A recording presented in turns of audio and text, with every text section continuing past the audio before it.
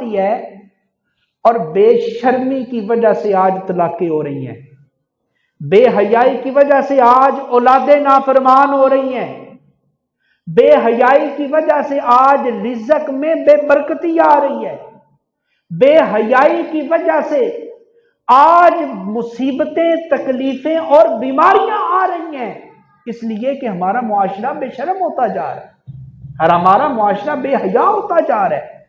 پہلے زمانے میں کیا ہوتا تھا، لوگ کہتے تھے کسی گاؤں میں، کسی محلے میں کسی کی بیٹی ہوتی نا تو وہ لوگ کہتے تھے یہ صرف اس کی بیٹی نہیں ہے، یہ پورے گاؤں کی بیٹی لگتی ہے، یہ اس کی بہو نہیں، یہ ہمارے گاؤں کی بہو ہے، ہمارے گاؤں کی بہن ہے۔ اور آج حالت یہ ہے کہ ہمسائے کی نظر سے اس کے ہمسائے کی عزت محفوظ نہیں ہے، ہمسائے کی آنکھوں میں شیطانیت آ گئی، بے حیائی آ گئی، بے شرمی آ گئی، وہ اپنے پڑوسی کے گھر میں گندی نظر رکھ رہے، پڑوسی کے گھر میں وہ شہواتی نظر سے دیکھ رہے، اس کی نیت خراب ہو گئی، اس کا ارادہ خراب ہو گیا۔ اللہ کے نبی نے ارشاد فرمایا بتاؤ سب سے بڑا بدکار کون ہے، بتاؤ سب سے بڑا زانی کون ہے؟ صحابہ نے جواب دیا، حضور نے فرمایا نہیں۔ اب صحابہ نے پوچھا حضور آپ ارشاد فرمائیں سب سے بڑا بدکار کون ہے اور سب سے بڑا زانی کون ہے؟ تو اللہ کے نبی نے ارشاد فرمایا سب سے بڑا بدکار اور سب سے بڑا زانی وہ ہے جو اپنے پڑوسی کے گھر میں بری نظر رکھتا ہے،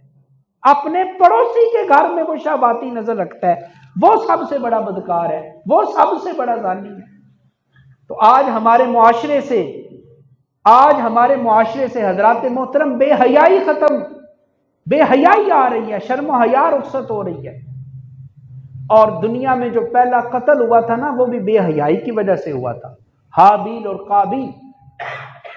ایک بھائی کہتا تھا اس خاتون سے میں نے نکاح کرنا ہے،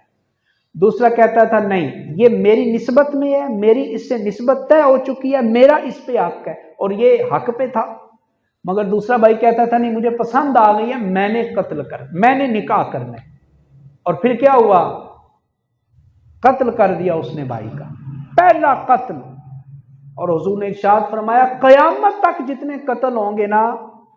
ان سارے قتلوں کے گناہوں کا کچھ حصہ اس پہلے قاتل کے اعمال نامے میں بھی لکھا جائے گا، اس لیے کہ اس نے دروازہ کھولا ہے قتل کا۔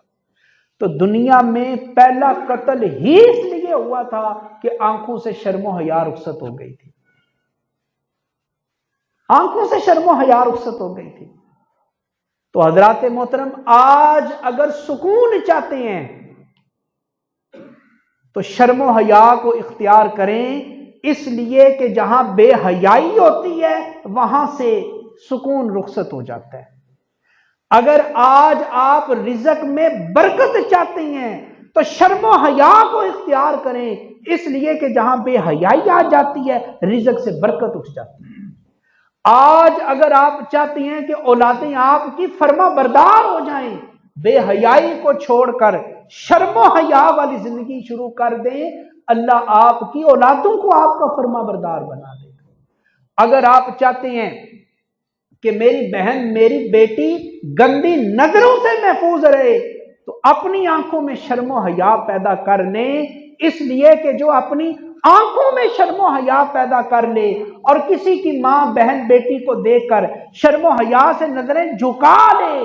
اللہ اس شرم و حیا کی وجہ سے اس کے گھر کی عزت کو بھی محفوظ فرما دیتا ہے۔ اگر آج لوگ یہ چاہتے ہیں کہ ان کی زندگی میں خوشیاں آ جائیں، سکون آ جائے، نجات آ جائے، کامیابی آ جائے، تو شرم و حیا کو داخل کر لیں اپنی آنکھوں میں، اپنے ارادوں میں، اپنی نیتوں میں، اپنی سوچوں میں، اس لیے کہ جو شرم و حیا والی زندگی گزارنا شروع کر دیتا ہے اللہ اس کی دنیا بھی کامیاب کر دیتا ہے، اللہ اس کی آخرت بھی کامیاب